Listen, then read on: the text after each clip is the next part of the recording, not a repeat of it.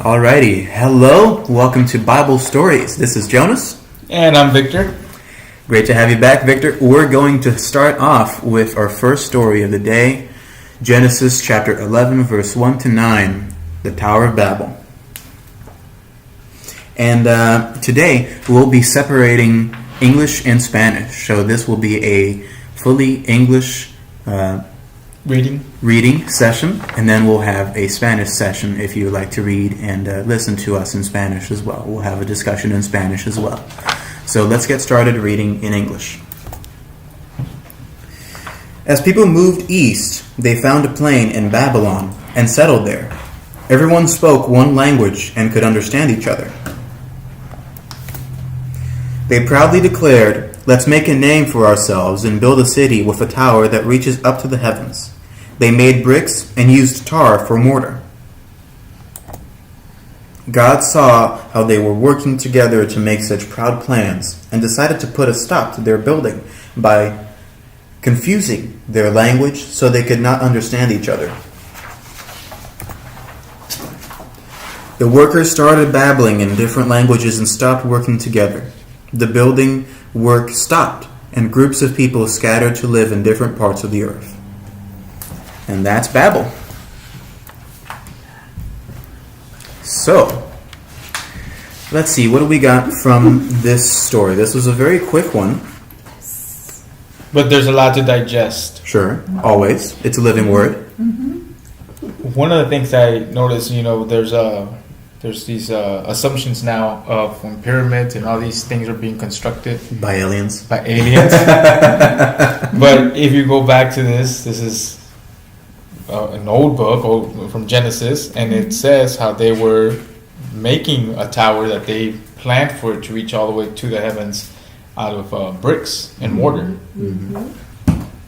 Good illustration, yes. Yeah, so maybe that's what the Egyptians were thinking. Mm-hmm.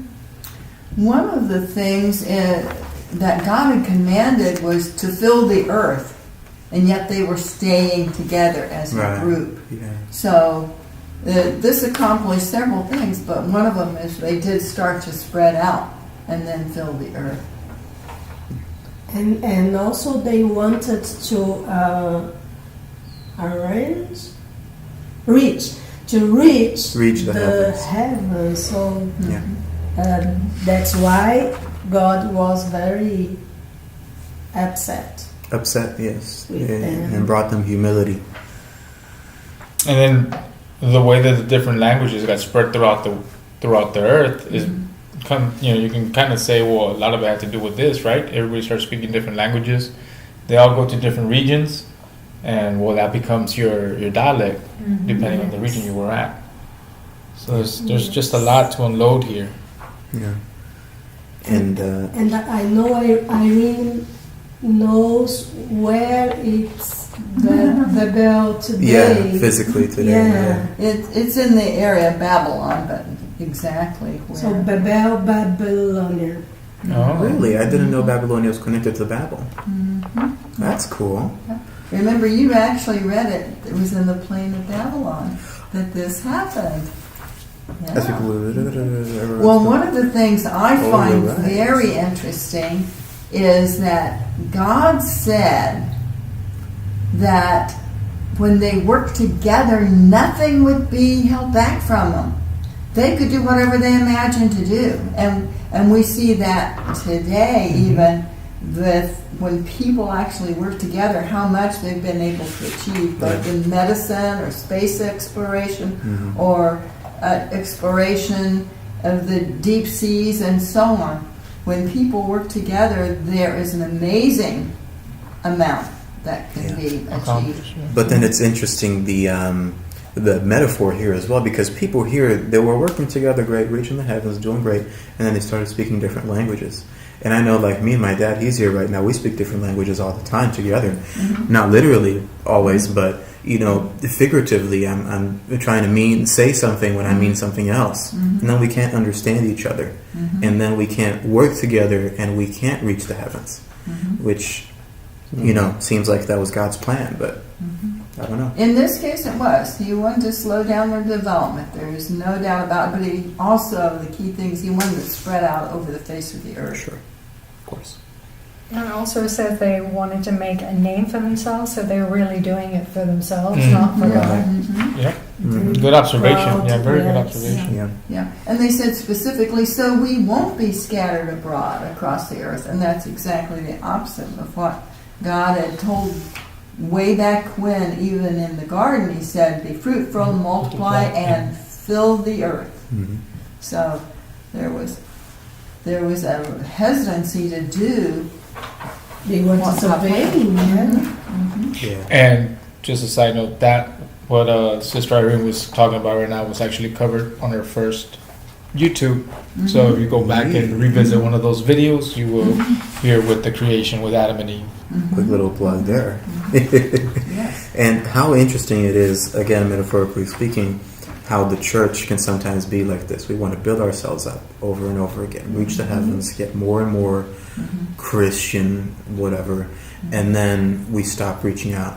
I mean, Matthew 26, something, go therefore and make disciples of all nations, baptizing them in the name of the Father and Son. Not even, just the demand that God spoke to Adam and Eve is expected of us, but also the great commandment of going out, therefore, and making disciples, instead of just building ourselves up and just working on ourselves. So sometimes it's good to have this kind of changes in perspective in communication between each other, because then we stop just working amongst ourselves and reaching out. That's what I'm thinking. Like a little nudge from God Yeah. to say, you're not in control, I Yeah. am. Right. Get out there. You got to go to college. You got to get a degree. You got to do all that. Well, the same thing happened in the early church. They began in Jerusalem, but what Jesus had said, he says, Jerusalem, Judea, Samaria, and the uttermost parts of the world.